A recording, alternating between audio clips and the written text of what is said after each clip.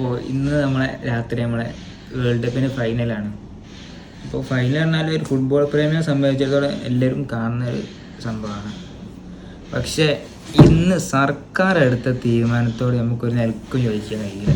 കാരണം എന്തിൻ്റെ അടിസ്ഥാനത്തിലാണ് ഇങ്ങനെ ഒരു തീരുമാനം എടുത്തതെന്നും കൂടി നമ്മൾ ബഹുമാനപ്പെട്ട വിദ്യാഭ്യാസ മന്ത്രി പറഞ്ഞു തരേണ്ടതാണ്.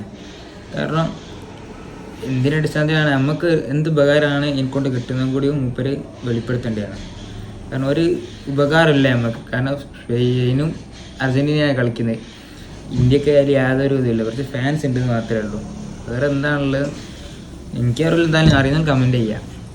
അതുപോലെ തന്നെ മെഞ്ഞാന്ന് ഇന്ത്യ under-20 ഇന്ന് under-15 ഇന്ന് രാത്രി കളി ഉണ്ടായിരുന്നു.